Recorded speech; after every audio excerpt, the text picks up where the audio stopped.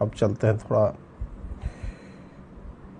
बंगाल से ही जुड़ा हुआ है। चटगांव में प्रोटेस्ट हो रहा है बांग्लादेश का, वो भी देख लीजिए।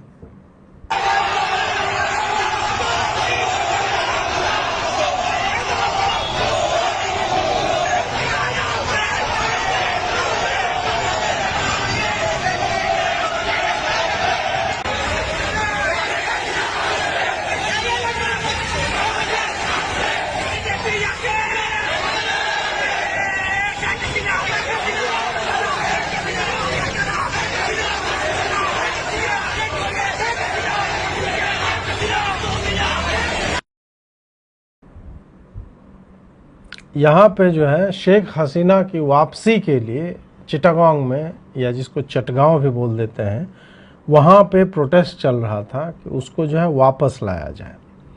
और अजीत ब्रो, आप भाभी से हेल्प ले लो, हेल्प लेने से कोई छोटा नहीं। अरे तो पत्नी का स्थान हमेशा पति से उच्च ही होता है, तो मैं छोटा भी रहूँगा तो कोई दिक्कत की बात है। अभी क्या है कि लाइव है और वो वहाँ दूसरे जगह पे है, तो वहाँ से वो कैसे मुझे जो है वो बताएंगे। और हो सकता है वो खाना वाना खिला रहे होंगे तो उन्होंने सुना भी नहीं होगा कि वहाँ पे क्या चल रहा है। खैर, तो बांग्लादेश पे आते हैं। बांग्लादेश में क्या हो रहा है कि जो हनीमून पीरियड था वो तो साल में समाप्त हो गया।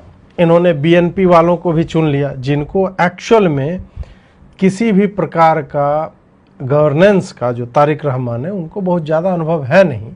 और 15 वर्षों से ये सत्ता में थे भी नहीं, तो अधिकांश लोगों को पता नहीं है कि 15 वर्षों में बांग्लादेश ने कृषि में, एजुकेशन में, इंफ्रास्ट्रक्चर में, बिजनेस में, बहुत सारी चीज़ों में एक अलग अप्रोच लेकर के प्रगति का पथ जो है वो चुना था और ठीक ठाक जा रहा था सब कुछ। अब ये लोग पहले तो मुक्ति संघर्ष, जुलाई 36, ये सब इनका चल रहा था। करो जुलाई 36 करो। क्या होता है कि इनको फंड कौन करता है? बाहरी लोग तो आपको फंड करके वो बर्बादी के लिए वो कर देंगे जो उनको करना होगा, परंतु क्रांति जब सेटल होती है तब वास्तविकता जो है ना वो अलगती है। क्रांति की बाढ़ जब आती है ना, तो ये सड़ांध जो है उसके साथ वो उत्प्लावित होकर के ऊपर नीचे वो सड़ांध दिखने लगती है। तो वहाँ क्रांति का जल जब थमा है और नीचे गया है, तो भूमि पर वो कोई पुष्प नहीं खिल रहे हैं। वो सड़ांध, जो अपमार्जक होते हैं, जो गिद्ध हैं, चील हैं, वो सड़े हुए चीज़ों को खाने के लिए आते हैं। पहले वो किया जा रहा था। फिर reality it starts to kick in. महामारी फैल रही है, फैलेगी। क्रांति की राह पे चलते हैं, बिजनेसेस डिस्ट्रॉय होते हैं। मजहब जो है ना वो एक लिमिट तक आपको उद्वेलित करता है, पुश करता है, आपसे मार काट करवा लेगा मजहब, लेकिन मजहब आपके प्लेट में भोजन नहीं देगा। मजहब चाहे आप जो भी फॉलो करते हो, धर्म, रिलीजन, मजहब जो भी आप फॉलो करते हो, उसमें हर जगह पर, मतलब एक तो मार काट वाला एस्पेक्ट चलिए अलग रख दीजिए, पर जो भी जिसका अल्लाह है, भगवान है, गॉड है, जो भी है, वो कहता है कि काम करना होगा, काम करो।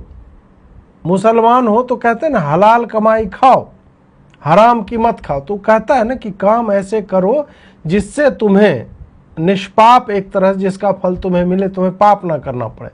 हालांकि पाप की डेफिनेशन ही उस मजहब में बिल्कुल ही विचित्र है, परंतु उसके ही दायरे में जितना है उसमें भी कहते हैं ना काम करो। क्रांति जब आती है ना, तो स्लोगन फेंकने से, नारेबाजी करने से और पोस्टर बनाने से और वीडियो क्रिएट करने से, उससे पेट में अन्न नहीं जाता।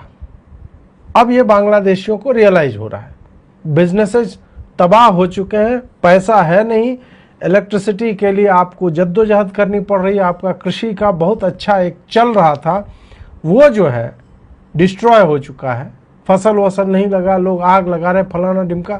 क्राइसिस वहाँ पे बहुत तरह की है। और जो एक मित्र राष्ट्र था आपका, एक तरह से जो ऐसे कठिन परिस्थितियों में आपके साथ होता था, उसको आपने इतना लात मारा, इतना लात मारा, फिर भी सह ही रहे। अभी भी भारत ने लात नहीं मारी है, अभी भी सह रहे। तो अब इनको रियलाइज हुआ कि नहीं यार, शेख हसीना को तो वापस लाना पड़ेगा, ये लोग किसी काम के नहीं, क्योंकि इनसे चल नहीं रहा होगा ना, उसके लिए पैसा चाहिए। और अमेरिका वाले अपना काम करके या चीन वाले या जो भी जिनके भी दम पे लोग कर गया ना, यूनुस तो गया, आया, अपना केस सॉल्व करवाया, कुछ पैसा वैसा बनाया और निकल गया यूएस। अब लो कटोरा लेकर के भीख मांगते रहो, देखो कि क्या मिलता है और कहाँ से मिलता है।